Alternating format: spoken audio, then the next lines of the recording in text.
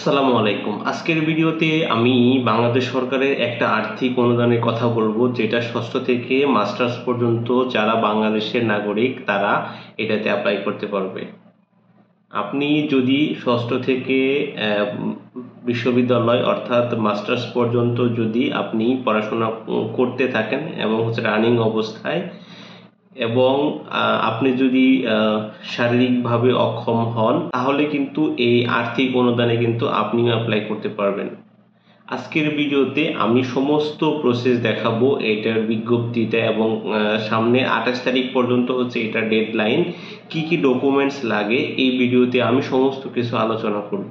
না টেনে পুরোপুরি দেখুন, তাহলে এই আর্থিক অনুদানে আপনি অ্যাপ্লাই করতে পারবেন এবং আপনিও কিন্তু পেতে পারেন বাংলাদেশ সরকারের যে একটা আর্থিক অনুদান আছে 2024-25 অর্থ বছরের যে একটা অনুদান আছে, সেটাও কিন্তু আপনি পেতে পারেন। প্রতি বছরই কিন্তু বাংলাদেশ সরকার এটা দিয়ে থাকে। এটা হচ্ছে 1 জানুয়ারি থেকে শুরু হয়েছে, আগামী 28 ফেব্রুয়ারি হচ্ছে এটার লাস্ট ডেট। সো আজকের ভিডিওতে আমি সমস্ত কিছু আপনাদেরকে দেখাবো, কিভাবে আপনি আবেদন করবেন, এই সমস্ত কিছু থাকতেছে আজকের ভিডিওতে। সো বন্ধুরা, চলেন আমরা ভিডিওটি শুরু করি। সো বন্ধুরা, আমি আপনাদেরকে আমার যে কম্পিউটার স্ক্রিন আছে সেটাতে নিয়ে যাচ্ছি। আগে হচ্ছে আমরা দেখব হচ্ছে বিজ্ঞপ্তিটা। দেখেন, এটা হচ্ছে আমি ওপেন করে রেখেছি। এইটার লিঙ্কটা আমি আমার ভিডিও ডেসক্রিপশনে গুগল ড্রাইভ করে দিয়ে রাখবো, আপনারাও এটা ডাউনলোড করে পড়ে সুন্দর করে আবেদন করতে পারবেন।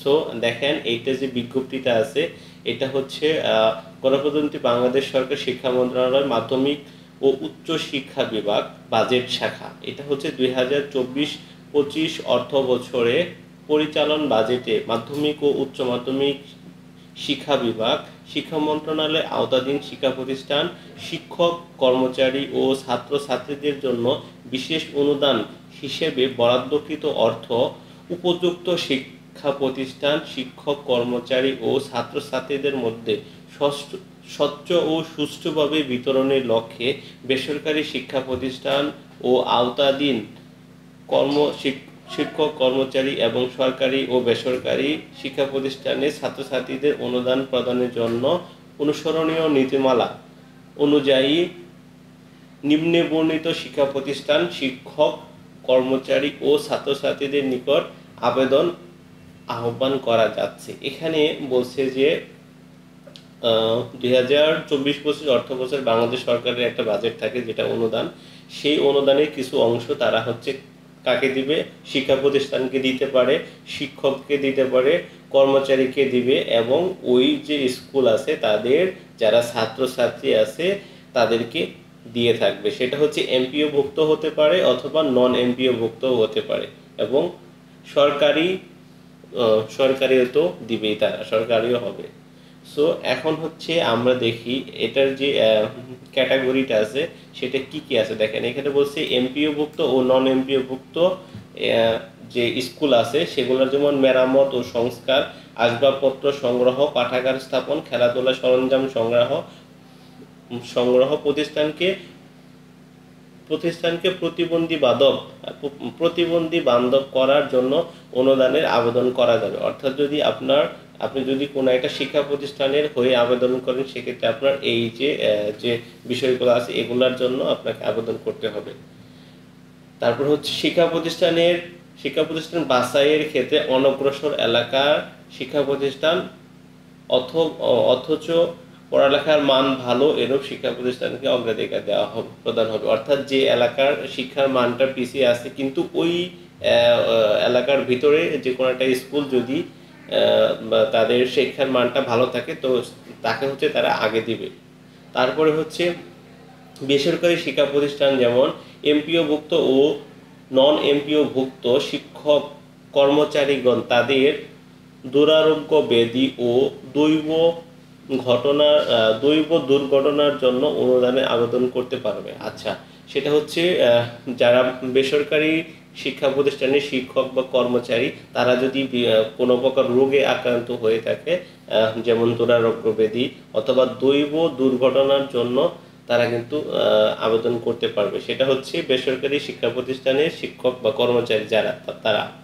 তারপরে হচ্ছে দেখেন, সরকারি ও বেসরকারি শিক্ষা প্রতিষ্ঠানের ছাত্রছাত্রীবৃন্দ দুরারোগ্য ব্যাধি, দৈব দুর্ঘটনা এবং শিক্ষা গ্রহণ কাজে ব্যয়ের জন্য আবেদন করতে পারবে।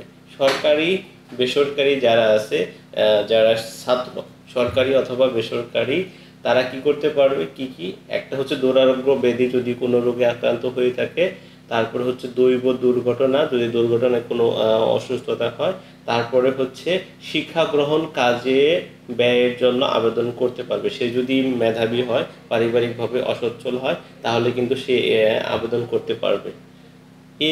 এ অনুদান প্রদানের ক্ষেত্রে দুস্থ, প্রতিবন্ধী, তৃতীয় লিঙ্গ, অসহায়, রোগগ্রস্ত, গরিব, মেধাবী, অনগ্রসর সম্প্রদায়, অনগ্রসর এলাকার ছাত্রছাত্রীদের অগ্রাধিকার প্রদান করা হবে। তারপরে আরেকটা কি বলছে যে উক্ত খাতে মজুরি বা অনুদান প্রাপ্তির জন্য কি বলছে, উক্ত খাতে বা আমাদের এই যে অনুদান, এটা পাওয়ার জন্য আগ্রহী শিক্ষা প্রতিষ্ঠান প্রদান শিক্ষক, কর্মচারী এবং ছাত্রছাত্রী কর্তৃক আগামী 1 জানুয়ারি হতে 28 ফেব্রুয়ারি 2025-এর মধ্যে মাধ্যমিক ও উচ্চশিক্ষা বিভাগের ওয়েবসাইটে, যেটা হচ্ছে www.shed.gov.bd, শিক্ষা প্রতিষ্ঠান, শিক্ষক, কর্মচারী ও ছাত্রছাত্রীদের আর্থিক অনুদানের আবেদন ফর্ম বাটনে ক্লিক করে অনলাইনে আবেদন দাখিল করতে হবে। আচ্ছা, আমি আপনাদের এই প্রসেসটা একদম হাতে কলমে দেখাবো, আপনাদের কোনো ধরনের টেনশন করা দরকার নাই। কোন ওয়েবসাইটে যাবেন, আমি সমস্ত কিছু আজকের ভিডিওতে আমি আপনাদেরকে দেখাবো। তারপরে হচ্ছে এখন আমাদের কি কি লাগবে দেখেন। শিক্ষা প্রতিষ্ঠানের হয়ে যদি আবেদন করেন, সেক্ষেত্রে আপনার অনুদানের প্রয়োজনীয় বিষয়ে ম্যানেজিং কমিটি বা গভর্নিং বডি অথবা অ্যাডহক কমিটি এর সভাপতি কর্তৃক প্রদত্ত এবং উপজেলা মাধ্যমিক শিক্ষা অফিসার অথবা থানা মাধ্যমিক শিক্ষা অফিসার কর্তৃক প্রতিপাদিত প্রত্যয়নপত্র অবশ্যই সংযুক্ত করতে হবে। অর্থাৎ আপনি যদি শিক্ষা প্রতিষ্ঠান হন, তাহলে আপনার ম্যানেজিং কমিটি অথবা গভর্নিং বডি অথবা অ্যাডহক কমিটির একটা অনুমোদন লাগবে, কর্তৃক প্রদত্ত তার একটা আবেদনপত্র লাগবে, যে সভাপতি তার সহ, এবং ওই উপজেলা শিক্ষা অফিসার অথবা থানা শিক্ষা অফিসারের একটা কি লাগবে, শিক্ষা অফিসার কর্তৃক প্রতিপাদিত প্রত্যয়নপত্র অবশ্যই অ্যাটাচ করতে হবে, যেটা আপনারা অবশ্যই বুঝতে পারছেন। তারপরে হচ্ছে শিক্ষক কর্মচারী ক্যাটাগরিতে আবেদনের ক্ষেত্রে জাতীয় পরিচয়পত্রের নম্বর প্রদান সহ জাতীয় পরিচয়পত্রের কপি, সংশ্লিষ্ট শিক্ষা প্রতিষ্ঠান প্রদান কর্তৃক প্রত্যয়নপত্র, চিকিৎসা সংক্রান্ত যাবতীয় ডাক্তারি সনদ এবং দৈব দুর্ঘটনার সপক্ষে সরকারি হাসপাতালের চিকিৎসক কর্তৃক প্রদত্ত প্রত্যয়ন ও চিকিৎসা সংক্রান্ত সনদ অবশ্যই সংযুক্ত করতে হবে। তারপরে হচ্ছে স্কুল কলেজের ছাত্রছাত্রীদের জন্য ক্ষেত্রে জন্ম সনদ নম্বর প্রদান করতে হবে। আবেদনের সাথে প্রতিষ্ঠানের প্রধান কর্তৃক প্রত্যয়নপত্র, আপনি যদি হন স্কুলের ছাত্রছাত্রী হন, সেক্ষেত্রে আপনার জন্ম নিবন্ধন লাগবে। এর সাথে হচ্ছে ওই স্কুলের যে প্রধান আছে তার একটা প্রশংসাপত্র লাগবে বা প্রত্যয়নপত্র লাগবে। আর হচ্ছে যদি বিশ্ববিদ্যালয় হয়, তাহলে ওই বিশ্ববিদ্যালয়ে যে ডিপার্টমেন্টে পড়ে ওই ডিপার্টমেন্টের যে প্রধান আছে তার কাছ থেকে একটা প্রত্যয়নপত্র লাগবে। এটাই হলো আমাদের ডকুমেন্টেশন। আর আরেকটা জিনিস, যদি কেউ হয় কি জানি বলে শারীরিক প্রতিবন্ধী হয় বা অন্য কোনো দুর্ঘটনা হয়, সেক্ষেত্রে কিন্তু তার কিন্তু বিভিন্ন প্রমাণটা দেখাইতে হবে। বিশেষ করে প্রতিবন্ধীর ক্ষেত্রে কিন্তু তাকে হচ্ছে তার যে প্রতিবন্ধীর কার্ড আছে সেটাকে কিন্তু অবশ্যই শো করতে হবে। সো এখন এটা গেল হচ্ছে আমাদের নিয়ম। আপনারা আরও ডিটেলস দেওয়া আছে, এই সমস্ত কিছু আপনারা পড়ে নেবেন, তাহলে আরও ভালোভাবে আপনারা বুঝতে পারবেন। সো এখন আমি দেখাবো আপনি কিভাবে আবেদন করবেন। সো আমি দেখেন এখান থেকে সরাসরি আমরা এখান থেকে চলে যাব। আপনি যে কোনো ইন্টারনেট ব্রাউজারে চলে যাবেন,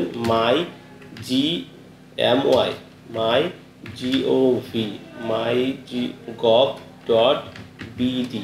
আমি যে জিনিসটা বলি কি, mygov.bd, এটা লিখে আপনি যে কোনো ইন্টারনেট ব্রাউজারে গিয়ে সার্চ করবেন। সার্চ করার পরে বাংলাদেশ সরকারের এই যে একটা ওয়েবসাইট, এই ওয়েবসাইটের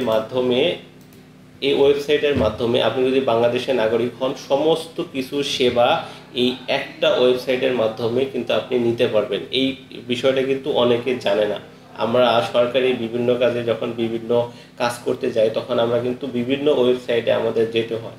বাংলাদেশ সরকার এমন একটা ওয়েবসাইটে একটা তৈরি করে রেখেছে, যেটা প্রত্যেকটা ব্যক্তির নামে একটা করে আইডি থাকবে এবং তার যা যা সেবা দরকার এই ওয়েবসাইটের মাধ্যমে সে সেবাটা গ্রহণ করতে পারবে।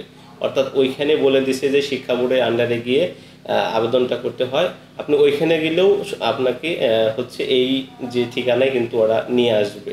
সো আমি সরাসরি এখান থেকে আমি আপনার থেকে দেখাচ্ছি যে আপনাকে এইখান থেকে আগে হচ্ছে একটা রেজিস্ট্রেশন করতে হবে।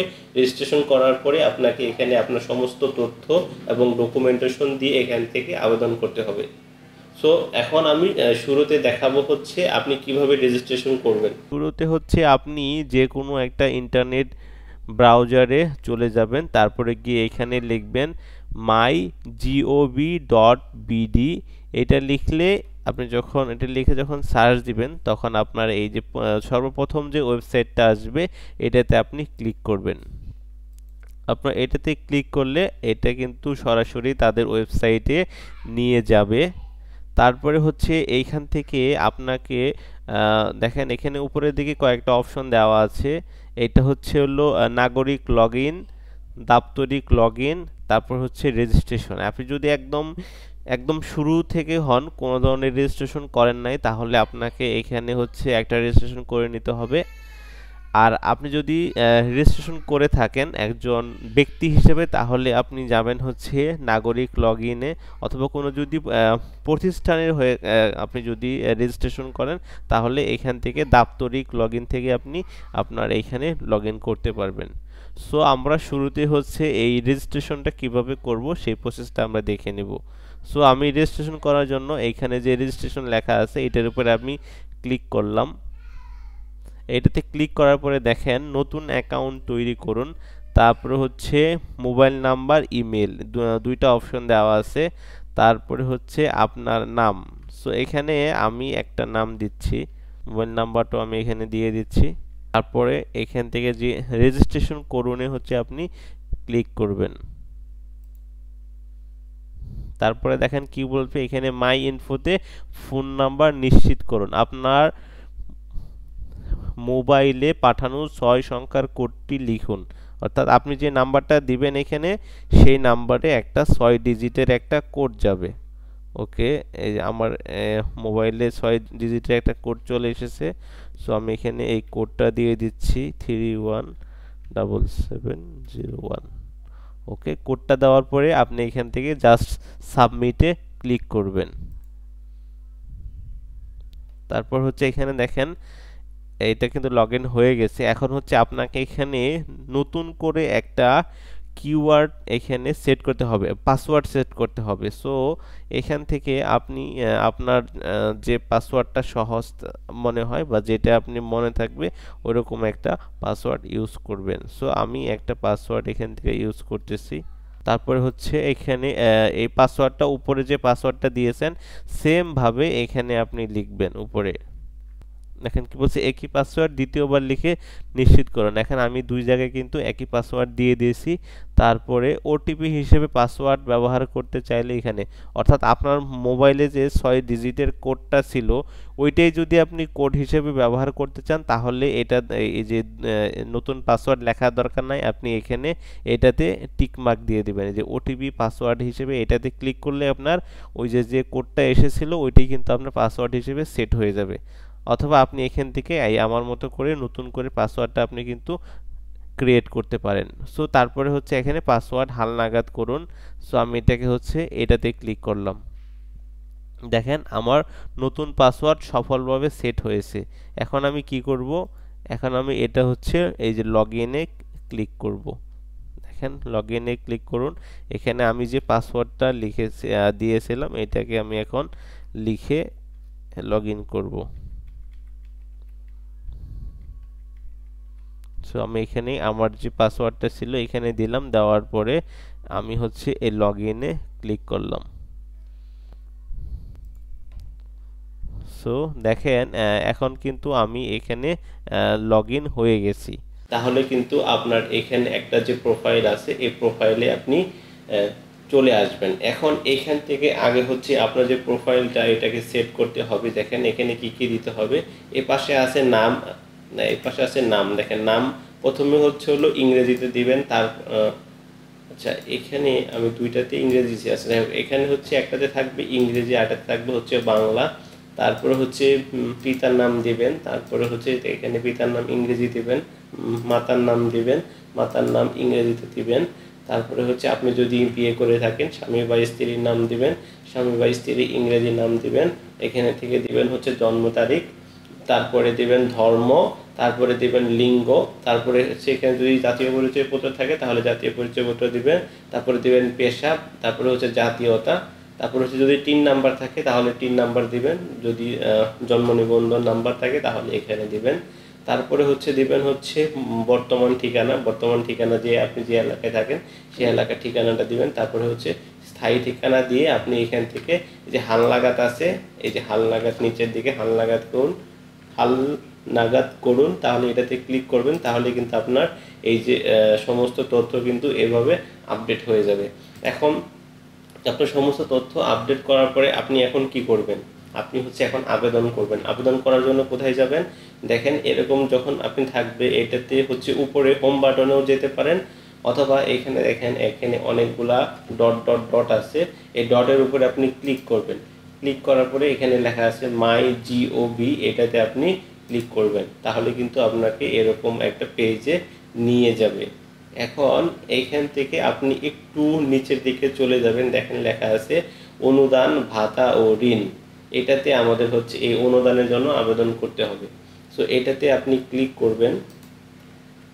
আপনি এটাতে এখানে ক্লিক করার পরে এখানে দেখেন অনেক ধরনের অনুদান, যে যে অনুদানগুলো চলতেছে এখন বাংলাদেশ সরকারের, আপনি কিন্তু সমস্ত অনুদান কিন্তু এখান থেকে পাবেন। এখান থেকে আপনি শুধু একটা না, আপনার যে যে যেটাতে আপনি আবেদনের যোগ্য আপনি কিন্তু এটাতে আবেদন করতে পারবেন। এখন আমি যেটা দেখাবো শিক্ষার্থীদের আর্থিক অনুদান মাধ্যমিক ও উচ্চ মাধ্যমিক বিভাগ, এটাতে আমি ক্লিক করব। দেখেন ক্লিক করার পরে এখানে আবেদন ফরমের পূরণের নিয়মাবলী, তারপরে পাশে লেখা আছে দেখেন প্রয়োজনীয় কাগজপত্র, যেটা আমি আগেই আলোচনা করছি। যেটা লাগবে হচ্ছে ষষ্ঠ থেকে দ্বাদশ শ্রেণীর শিক্ষার্থীদের যে শিক্ষা প্রতিষ্ঠান সে যে জেলায় অবস্থিত সেই জেলায়। আচ্ছা এটা আমি দিব, এটা আমি আস্তে আস্তে দেখাবো। তারপরে বলছে দেখেন এখানে হচ্ছে একটা নগদ নাম্বার দিতে হবে। তারপরে হচ্ছে যে যে জেলা প্রশাসক বরাবর, আচ্ছা এটা আমিও দেখাবো। একটা হচ্ছে নগদ নাম্বার লাগবে। ইতিপূর্বে যদি এই খাতের আওতা হয় তাহলে সেটা আবেদনের যোগ্য বলে বিবেচিত হবে না। আর যদি আপনার বিস্তারিত জানা দরকার হয় সেখানে এখানে বাটনে ক্লিক করুন, তাহলে একটা ফর্ম আপনাকে দেখাবে, ওইটাকে আপনি দেখে নিতে পারেন। তারপর হচ্ছে বিজ্ঞাপনটা এখানে আছে, এখানে ক্লিক করলে বিজ্ঞাপনটা আপনি ডাউনলোড হবে, দেখতে পারবেন। এখানে আরেকটা কথা বলছে, এই যে এইটা অনেক ইম্পর্টেন্ট, বিশেষ দ্রষ্টব্য শারীরিক ও মানসিক অক্ষমতা ও অন্যান্য বৃত্তি এর জন্য উপযুক্ত শুধুমাত্র জন্য সংযুক্তি শুধুমাত্র তাদের জন্য প্রযোজ্য, তাদেরকে প্রদান করতে হবে। অর্থাৎ আপনি যদি শারীরিকভাবে মানসিকভাবে অক্ষম হন তাহলে আপনার যে প্রতিবন্ধী কার্ড আছে সেটাকে শো করতে হবে। তারপরে হচ্ছে যদি অন্যান্য বৃত্তি পেয়ে থাকেন তাহলে সেটার একটা ডকুমেন্টে আপনার সংযুক্তিতে অ্যাড করতে হবে, অর্থাৎ অ্যাটাচমেন্টে এটা অ্যাড করতে হবে। এখন হচ্ছে দেখেন প্রয়োজনীয় কাগজ কি কি, প্রতিষ্ঠান প্রদান অথবা বিভাগীয় প্রদানের প্রত্যয়নপত্র, শারীরিক ও মানসিক অক্ষমতা সার্টিফিকেটের কপি, এটা হচ্ছে প্রযোজ্য ক্ষেত্রে। আর হচ্ছে অন্যান্য বৃত্তি সম্পর্কিত তথ্য, এটা হচ্ছে প্রযোজ্য ক্ষেত্রে। তারপরে এখানে টোটাল হচ্ছে এটা সেবার ফি একদম বিনামূল্যে, আর সেবা প্রদানের সময়সীমা 150 দিন পর্যন্ত সময় লাগতে পারে। আপনি আবেদনের দিন থেকে 150 দিন পর্যন্ত, অর্থাৎ আবেদনের ডেডলাইন থেকে 150 দিনের মধ্যে আপনি কিন্তু এটার ফলাফলটা পেয়ে যাবেন। এখন হচ্ছে আবেদন বাটনে আমরা ক্লিক করব। দেখেন এখান থেকে আমি এই যে উপরের যে ডান দিকে আছে আবেদন করুন, এইটাতে আমি ক্লিক করব। ক্লিক করার পরে এখানে এই যে আমার যে একটা ফর্ম চলে আসছে, দেখেন শুরুতেই শিক্ষার্থীদের আর্থিক অনুদান মাধ্যমিক ও উচ্চ মাধ্যমিক শিক্ষা বিভাগ, তারপরে হচ্ছে এটাকে একদম সুন্দর করে পূরণ করতে হবে। এখন আমি যে শুরুতে যেটা হচ্ছে যে প্রাপক অফিস, অর্থাৎ এখানে দেখেন আপনি যে প্রতিষ্ঠানে পড়াশোনা করেন এটা একবারে শুনে নেন ভালো করে, কনসেপ্টটা ক্লিয়ার হয়ে যাবে। আপনি যে প্রতিষ্ঠানে পড়াশোনা করেন ওই প্রতিষ্ঠান যে জেলা বা বিভাগের আন্ডারে ওই ওই জেলা প্রশাসক বরাবর আপনাকে আবেদন করতে হবে। অর্থাৎ আপনার এখানে যে প্রাপকের অফিস হবে, আপনার যে শিক্ষা প্রতিষ্ঠান যে জেলার ভিতরে সেই জেলা বরাবর আপনাকে আবেদন করতে হবে। ধরেন আপনি আছেন হচ্ছে এখন টাঙ্গাইল জেলা, বাট আপনার হোম ডিস্ট্রিক্ট হচ্ছে টাঙ্গাইল, কিন্তু আপনি পড়াশোনা করেন হচ্ছে ঢাকা বিভাগে বা ঢাকা জেলাতে। তাহলে আপনাকে কি করতে হবে, ওই জেলা বরাবর অর্থাৎ ঢাকা জেলার যে জেলা অফিস সেই আপনাকে ওই অফিস বরাবর আপনাকে আবেদন করতে হবে, অর্থাৎ সেটাই হবে হচ্ছে প্রাপকের ঠিকানা। সো এইখানে থেকে দেখেন এই জেলা পর্যায়ের কার্যালয়, জেলা প্রশাসকের কার্যালয়, তারপরে হচ্ছে এইখান থেকে আমাকে হচ্ছে বাছাই করতে হবে। এখন আমি আমার একজনের এটা পূরণ করব, এটা আমি সরাসরি আপনাদেরকে দেখাচ্ছি। ওর যে স্কুলটা আছে সেটা হচ্ছে হলো জেলা প্রশাসকের কার্যালয় জামালপুর, তারপরে হচ্ছে এখানে শিক্ষার্থীর নাম। সো আমি এখানে এটা লিখতে হবে ইংরেজি। আচ্ছা আমি এখানে লিখছি, আচ্ছা এখানে আমার কিছু তথ্য লেখা আছে। সো বন্ধুরা, আমি আপনাদেরকে হচ্ছে মোবাইল দিয়ে এই ফর্মটা হচ্ছে পূরণ করা দেখাচ্ছি। আসলে কম্পিউটারে এখানে হচ্ছে বাংলা লিখতে একটু প্রবলেম হচ্ছিল আর বিভিন্ন ইনফরমেশনটা নিচ্ছিল না। সো হচ্ছে আমি কি করব, সরাসরি আপনি আপনার মোবাইলের ইন্টারনেট ব্রাউজারে চলে যাবেন। আমি হচ্ছে ক্রোমে চলে যাচ্ছি। ক্রোমে চলে গিয়ে আমি এখানে ইন্টারনেট সার্চ বারে লিখছি MyGov, লিখলে উপরে আমি সার্চ দিচ্ছি। লেখার পরে দেখেন এখানে সরাসরি একটা লিঙ্ক আসছিল, আপনি একটু ব্যাকে যাবেন। যখন আপনি MyGov লিখলাম, MyGov লিখলে পরে দেখেন এখানে বাংলাদেশ সরকারের প্রথম যে ওয়েবসাইটটা আছে এই ওইটাতে চলে যাবেন। এটাতে আপনি চলে গেলে আপনাকে হচ্ছে এভাবে দেখাবে। দেখেন এটা কিন্তু আমাকে হচ্ছে অনেক কম্পিউটারের মতো দেখাচ্ছে। এটা করার জন্য আপনাকে এই উপরে ডান পাশে 3 ডট মেনুতে যাবেন, তারপরে হচ্ছে নিচের দিকে এই ডেস্কটপ সাইটটাকে এটাকে যদি আপনার ক্লিক না থাকে, দেখেন আপনাকে এরকম দেখাবে, সব কিছু এলোমেলো দেখাবে। আপনি এটাতে ক্লিক করে এই 3 ডটে যাবেন, তারপর হচ্ছে এই ডেস্কটপ সাইটটাকে অন করে দিবেন, তাহলে কিন্তু এরকম কম্পিউটারে যেরকম দেখা যায় ওইরকম দেখা যাবে। এখন আপনাকে হচ্ছে এখান থেকে লগ ইন করতে হবে।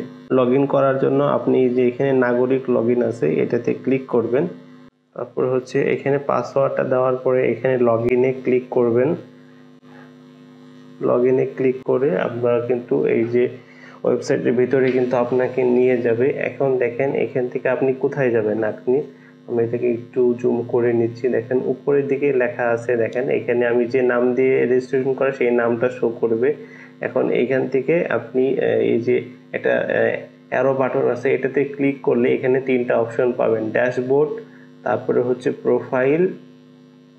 আমি আবার যাচ্ছি, এখান থেকে আপনি 3টা অপশন পাবেন, একটা হচ্ছে ড্যাশবোর্ড, প্রোফাইল আর হচ্ছে লগ আউট। এখন আপনি যদি আপনার প্রোফাইলটাকে আপডেট করতে চান তাহলে এখানে চলে যাবেন। এখানে চলে গিয়ে আপনার যত ইনফরমেশন আছে এটা কিন্তু আপনি এখান থেকে এটাকে আপডেট করবেন। তারপরে এখন হচ্ছে দেখাবো আবেদন প্রসেস।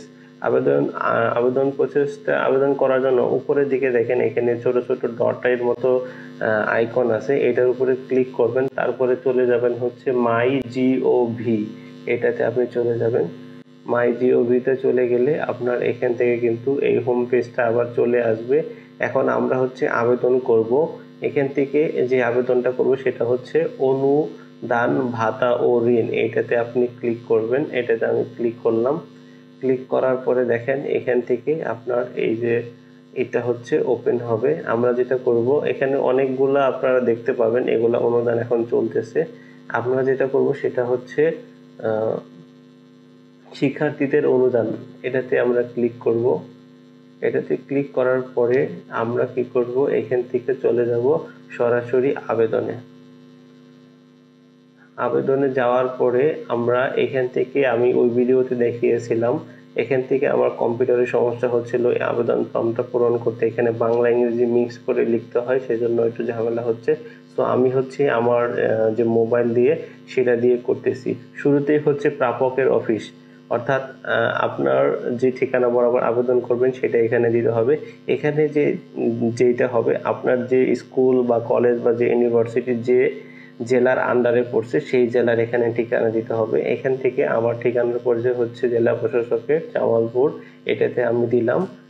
তারপরে হচ্ছে এখানে দেখেন এই নিচের যে সমস্ত যে তথ্যগুলো আছে, এই তথ্যগুলো আপনার যা যা যেভাবে দিতে বলছে সেইভাবে দিতে হবে। দেখেন শিক্ষার্থীর নাম ইংলিশে, এখান থেকে আপনাকে হচ্ছে ইংলিশে এটা পূরণ করতে হবে। তো আমি এখান থেকে আমি এটা কি পূরণ করে দিচ্ছি। আমি এখান থেকে কিছু পূরণ করে দিচ্ছি, যেমন কি বলছে শিক্ষার্থীর নাম ইংরেজি, আমি এখান থেকে শিক্ষার্থীর নাম দিলাম। তারপরে হচ্ছে আচ্ছা, ডান পাশেরটা আছে, আমরা আগে হচ্ছে বাম পাশেরটা করব। বাম পাশেরটা আগে করব। শিক্ষার্থীর নাম দিলাম, শিক্ষার্থীর নাম বাংলায়, এখানে দিলাম হচ্ছে বাংলায় মোহাম্মদ লিখন মিয়া। তারপরে হচ্ছে শিক্ষার্থীর রোল ইংরেজি, অর্থাৎ আপনার যে স্কুলে বা ইউনিভার্সিটি সেখানে তো একটা রুল আছে, সেখান থেকে আপনার যে রুলটা সেটাকে অবশ্যই দিতে হবে। তারপরে হচ্ছে শ্রেণী নির্বাচন করুন, ওটা হচ্ছে আমি আমার যে শ্রেণীটা নির্বাচন করলাম। এখান থেকে দেখেন ষষ্ঠ থেকে একদম হচ্ছে স্নাতকোত্তর পর্যন্ত অর্থাৎ মাস্টার পর্যন্ত আপনি এখান থেকে সিলেক্ট করতে পারবেন। তারপরে হচ্ছে শিক্ষার্থীর জন্ম নিবন্ধন, আমি হচ্ছে এখানে থেকে জন্ম নিবন্ধন যে নাম্বারটা আছে আমি সেটা দিয়ে দিচ্ছি।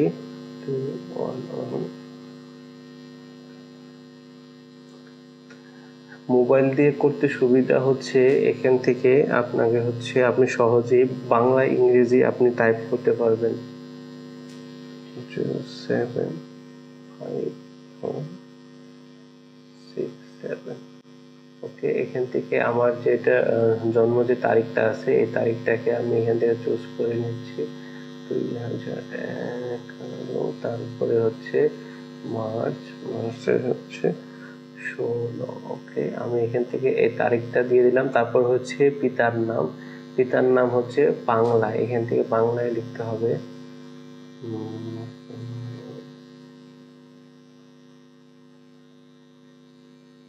তারপরে হচ্ছে এখান থেকে পিতার পেশা, এখান থেকে দিয়ে দিলাম ব্যবসা।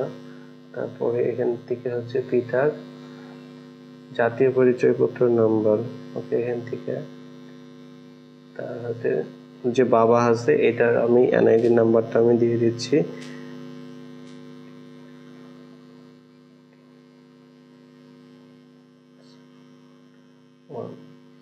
ওকে, এখান থেকে আমি এই যে জাতীয় পরিচয়পত্র নাম্বারটা আমি দিয়ে দিচ্ছি। তারপরে হচ্ছে মাতার নাম হচ্ছে বাংলা, এখানে বাংলায় দিতে হবে। তো আপনারা হচ্ছে এইভাবে দিবেন, বাংলায় দিবেন। তারপরে হচ্ছে মাতার পেশেন্ট গৃহিণী,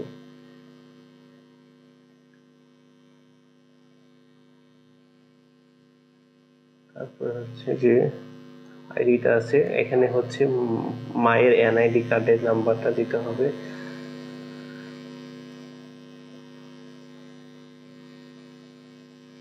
তারপরে হচ্ছে অভিভাবকের নাম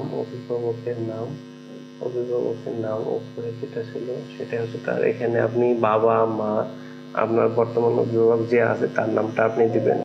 সো বন্ধুরা, এইভাবে হচ্ছে আপনারা যে এখান থেকে সমস্ত ইনফরমেশনগুলো কিন্তু আপনারা এইভাবে আস্তে আস্তে সঠিকভাবে আপনারা দিয়ে দিবেন। তারপরে হচ্ছে এখানে থেকে একটা মোবাইল নাম্বার দিতে হবে। যেটা হচ্ছে আপনার যে নাম্বারে হচ্ছে নগদ ওপেন আছে এই নাম্বারটা আপনাকে এখান থেকে দিতে হবে।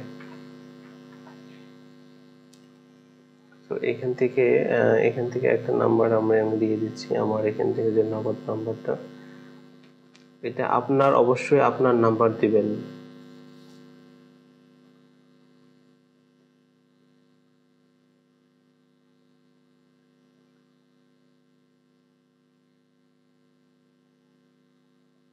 তারপর হচ্ছে এখান থেকে ঠিকানা,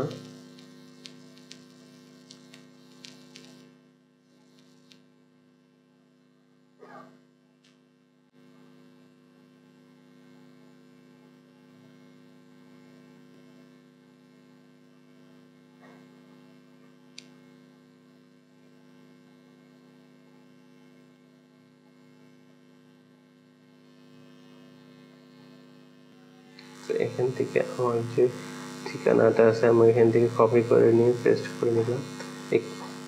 তারপর এখন দেখেন এই যে জিনিসটা হচ্ছে শিক্ষার্থীর নিজ বিভাগ, এটাকে আপনি আপনার যে আসল যে বিভাগটা এখানে দিবেন, সেটা হচ্ছে ময়মনসিংহ বিভাগ। শিক্ষার্থীর জেলা হচ্ছে জামালপুর, শিক্ষার্থীর উপজেলা হচ্ছে সরিষাবাড়ি উপজেলা, এটা দিবেন। তারপরে হচ্ছে আমাদের আরো ইনফরমেশন আছে, আমরা উপরের দিকে চলে যাবো। আমরা বাম পাশটা করলাম, এখন হচ্ছে আমরা ডান পাশটা করতে হবে। এই ডান পাশে দেখেন এখানে হলো মাসিক পারিবারিক আয়, এটাকে আপনি দিবেন। আপনার পরিবারে যদি আয় থাকে আয় দিবেন, আর না থাকলে এটা দিবেন না। তারপরে শিক্ষা প্রতিষ্ঠানের বিভাগ অর্থাৎ আপনার যে শিক্ষা প্রতিষ্ঠানটা সেটা কোন বিভাগে সেটাকে আপনাকে দিতে হবে। যেমন এটা হচ্ছে ময়মনসিংহ, তারপরে হচ্ছে শিক্ষা প্রতিষ্ঠানের জেলা, এটা একটু ওয়েট করতে হবে। ময়মনসিংহ দিলাম, ঝামেলা হচ্ছে। ময়মনসিংহ, ঢাকা না, এটা হচ্ছে ময়মনসিংহ। আমরা একটু ওয়েট করে দেখি। ডিস্ট্রিক্ট জামালপুর, একটু আপনাকে ওয়েট করতে হবে। দেখেন এখানে আমি কয়েকবার দেওয়ার পরে কিন্তু এর নিচের অপশনগুলো কিন্তু আপনাকে সিলেক্ট করতে হবে, ওরা একটা আপডেট হচ্ছে ওদের সার্ভারে, এই জন্য একটু সময় নিচ্ছে। তারপরে আপনি শিক্ষা প্রতিষ্ঠানের বিভাগ দিবেন, তারপরে দিবেন শিক্ষা প্রতিষ্ঠানের জেলা, আপনার যে শিক্ষা প্রতিষ্ঠান সেটা কোন জেলার মধ্যে পড়ছে সেটা দিবেন। তারপরে শিক্ষা প্রতিষ্ঠানের উপজেলা, সেটা আপনি উপজেলাটা আপনি এখান থেকে সিলেক্ট করে দিবেন। তারপরে হচ্ছে শিক্ষা প্রতিষ্ঠানের নাম, এখান থেকে শিক্ষা প্রতিষ্ঠানের যে নামটা আছে এখান থেকে আপনাকে খুঁজে বের করতে হবে। এটা কিন্তু আপনাকে হচ্ছে এখান থেকে খুঁজে বের করে তারপরে কিন্তু আপনাকে এখান থেকে দিতে হবে। স্কুল, ওকে, এখান থেকে যে আমাদের স্কুলটা আছে এখান থেকে আপনার স্কুলের যে নামটা আছে সেটাকে আপনি সিলেক্ট করবেন। তারপরে হচ্ছে এখান থেকে প্রতিষ্ঠানের নাম, ইন নাম্বার, EIN নাম্বারটা এখানে অটোমেটিক্যালি বসে যাবে। শিক্ষা প্রতিষ্ঠানের স্তর, এটাও এখান থেকে অটোমেটিক্যালি বসে যাবে। তারপরে পরিবারের মোট সদস্য দিবেন, ইমেল থাকলে ইমেল দিবেন, এটা যদি না থাকে না দিলেও সমস্যা নেই। তারপর শারীরিক ও মানসিক অক্ষমতা যদি না থাকে তাহলে না দিবেন, অন্যান্য বৃত্তি যদি না পেয়ে থাকে তাহলে না দিবেন।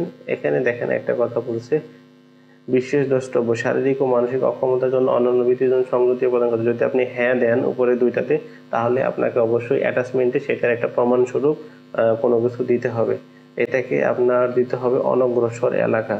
অনগ্রসর এলাকা বলতে আমরা যদি দেই বিভিন্ন চর এলাকা, হাওর এলাকা বা বন্যা কবলিত যে জায়গাগুলো থাকে সেটা হচ্ছে হলো আপনার অনগ্রসর এলাকা। সো এটাকে আমি এখান থেকে দিচ্ছি, এটা হলো চর এলাকা, চর হয়।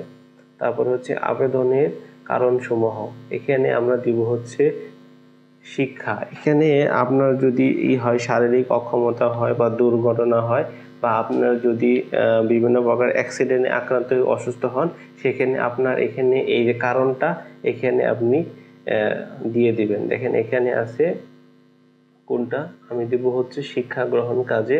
তারপরে হচ্ছে আবেদনের যৌক্তিকতা, আপনি এখানে দিবেন হচ্ছে মেধাবী,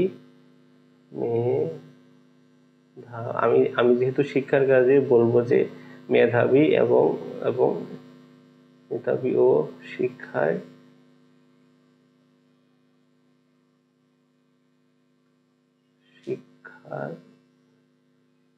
কাজে ব্যয়, মেধাবী ও শিক্ষার কাজে ব্যয়। আমি একটা নোট লিখে দিলাম যে সে মেধাবী এবং শিক্ষার কাজে সে ব্যয় করতে চায়।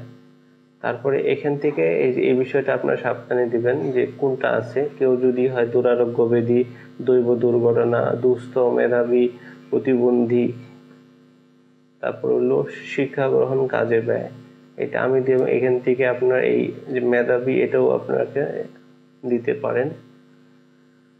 তারপর হচ্ছে দুস্থ, প্রতিবন্ধী, অসহায়, রোগাগ্রস্ত, গরিব, অনগ্রসর সম্প্রদায় আছে। আমি এখান থেকে শিক্ষা গ্রহণ যে কাজে আছে এটাকে আমি দিলাম। তারপরে হচ্ছে এখান থেকে আমাকে হচ্ছে একটা ডকুমেন্ট আবেদন করতে হবে, সাবমিট করতে হবে। দেখেন এখান থেকে যেহেতু আমার আর কোনো কিছু নাই, মানে শারীরিক, মানসিক বা এ ধরনের কিছু নাই, সেক্ষেত্রে হচ্ছে এই বিভাগীয় প্রধান বা বিভাগীয় প্রতিষ্ঠান প্রধান বা বিভাগীয় প্রধানের প্রত্যয়নপত্রটা এখান থেকে আমাকে অ্যাটাচমেন্ট করতে হবে। এই যে পাশের যে তীর চিহ্ন আছে এটাকে আপনারা ক্লিক করলে আপনাকে ওই যে প্রত্যয়নপত্র আছে সেটার একটা ছবি আপনাকে আপলোড করতে হবে। তো আমি এখান থেকে চলে যাচ্ছি মিডিয়া পেপার। দেখেন এটা কিন্তু অলরেডি আপলোড হচ্ছে। আপনি এখান থেকে দুইভাবে আপলোড করতে পারেন। আপনার যদি গুগল ড্রাইভে থাকে তাহলে সরাসরি গুগল ড্রাইভে দিতে পারেন, অথবা আপনার মোবাইলে যদি ছবি তোলা থাকে সেখান থেকেও কিন্তু এটা আপলোড করতে পারবেন। তারপরে দেখেন এখান থেকে আবার একটু চেক করে নেবেন। আবার একটু চেক করে নিয়ে আপনি সমস্ত কিছু আবার একটু চেক করে নিয়ে এখান থেকে কিন্তু আবেদনপত্রটি দপ্তরে দাখিল করুন, এটাতে আপনি ক্লিক করবেন। সো হচ্ছে আমার দেখেন সমস্ত কিছু ইনফরমেশন দেওয়া শেষ। এখন আমি কি করব, আবেদনটি দপ্তরে দাখিল করুন এটাতে আমি ক্লিক করব। এটাতে ক্লিক করার পরে এখানে একটা প্রিভিউ দিবে যে আপনি এখান থেকে আবার হচ্ছে চেক করতে পারবেন। চেক সমস্ত কিছু ঠিক থাকলে পরে আপনি এখান থেকে আবেদন দাখিল করুন এটাতে আপনি ক্লিক করবেন। এখানে ড্যাশবোর্ডে কিন্তু এখন আমাকে দেখাবে যে আবেদনপত্রটি দাখিল হয়েছে। দেখেন আগে কিন্তু এখানে কিছু ছিল না। শিক্ষার্থীদের আর্থিক অনুদান, মাধ্যমিক ও উচ্চ মাধ্যমিক শিক্ষা, এটাতে কিন্তু আপনারা এইভাবে দেখতে পারবেন। সো তারপরে হচ্ছে আপনি এখান থেকে এটাকে লগ আউট দিয়ে দিবেন। দেখেন এখান থেকে এইভাবে আপনি লগ আউট দিবেন। সো বন্ধুরা, আশা করি আপনারা সবাই বুঝতে পারছেন। আমি এবং ডিটেলস আপনাদেরকে দেখানোর চেষ্টা করলাম যে কিভাবে আপনারা এই আবেদনপত্রের জন্য রেজিস্ট্রেশন করবেন। এই রেজিস্ট্রেশন থেকে শুরু করে আপনি এই সমস্ত কিছু ডকুমেন্টেশন আপলোড করা পর্যন্ত সমস্ত তথ্য আমি আপনাদেরকে দেখানোর চেষ্টা করলাম। তো আশা করি আপনারাও পারবেন। একবার দুইবার একটু ঝামেলা হতে পারে, ভিডিওটি আবার একবারের জায়গায় 2-3 বার দেখে নেবেন এবং সমস্ত তথ্য যেটা যেভাবে চাচ্ছে ওইভাবে দিবেন, তাহলেই আপনার আবেদনপত্রটি সঠিকভাবে আপনি সাবমিট করতে পারবেন। সো বন্ধুরা, যদি ভিডিওটি ভালো লেগে থাকে অবশ্যই ভিডিওটিকে লাইক দিবেন, আর এই ভিডিওটি আপনি আপনার বন্ধু বান্ধব বা পরিবারের সবার সাথে শেয়ার করতে পারেন যাতে অনেকে আবেদন করতে পারে। সো আশা করব সবাই ভিডিওটি আপনারা লাইক কমেন্ট করবেন এবং কোনো তথ্য যদি জানতে ইচ্ছা হয় তাহলে অবশ্যই ভিডিওতে কমেন্ট করবেন। আমি অবশ্যই আপনাদেরকে চেষ্টা করব সঠিক ইনফরমেশনটা দেওয়ার জন্য। সো দেখা হচ্ছে পরবর্তী কোনো ভিডিওতে। সে পর্যন্ত সবাই ভালো থাকবেন, সুস্থ থাকবেন। আসসালামু আলাইকুম।